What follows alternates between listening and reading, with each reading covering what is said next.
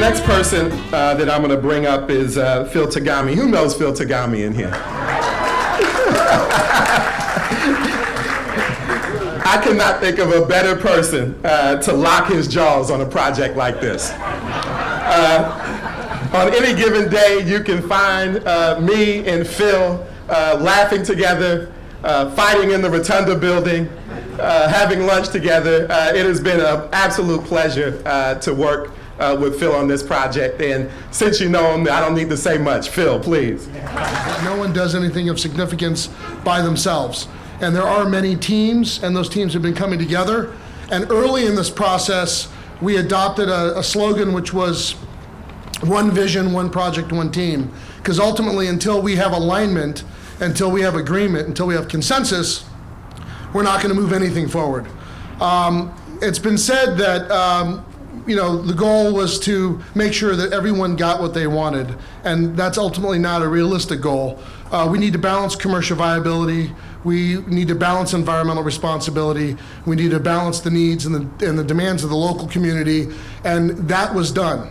And in doing that and getting that action, there's going to be disagreement, there's going to be dissent, there's going to be an active creative process, and that is community action.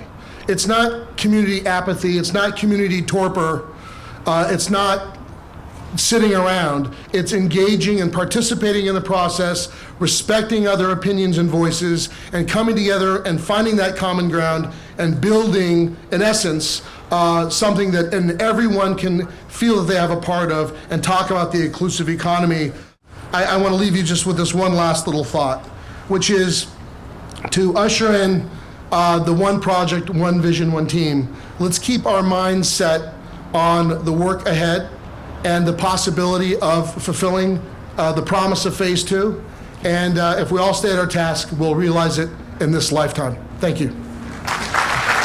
From the first day that I came to office, my team, my administration, including Deanna and Fred, started working on this because we knew how important it was to the future of the city.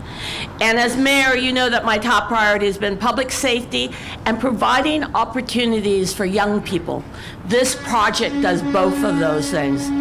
This project will provide thousands of good-paying, blue-collar jobs to the young people of the city. 50% of these jobs must go to Oakland residents, and I've been meeting with everybody.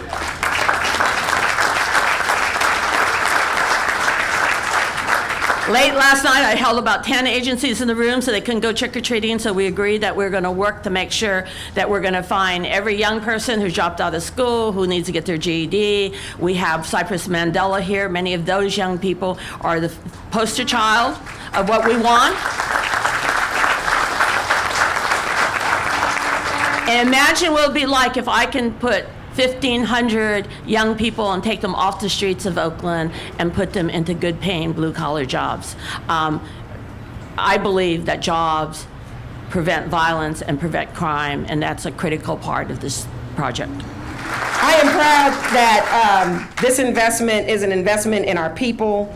It's an investment of our ingenuity and our creativity. To our former mayor and now governor, our first citizen, Governor Brown, thank you for holding the vision, because we have, this has languished for like 15 years. We've had children born and off to college, and we still couldn't fit it in here. But I'm so happy that I can lead at a time we're figuring out how to do it. This development is an Oakland sweet spot. Often we have said that the Oakland hasn't had a vision. Some crazy writer said that there was no there, when in actuality, there is gold in these there hills. And when we say that we are the 5th busiest port, that we can maximize our strength, that we don't have to be all things to all people, but we can be good at the very thing that we have in our backyard, that we can build on our heritage and our legacy and our strength, that we can make this inclusive from the top to the bottom. That is called a total victory, and it is okay to celebrate that today. Our city and our port and the private sector, our union family, the environmental community, and our community activists to come together to put together these proposals for the Department of Transportation to get this $15 million. This was very difficult. This was competitive. We were one of the few cities who received these grants. And I just want to thank all of you because this is a classic example of what a public-private, people's, labor union partnership, environmental community, what it can accomplish. And so we know how important this is. Not only is it about building Oakland's infrastructure, but it's also about creating jobs and revitalizing a community that oftentimes has been neglected. And so I'm just very proud of everything that has been done. Phase 2 will happen, Phil, I know.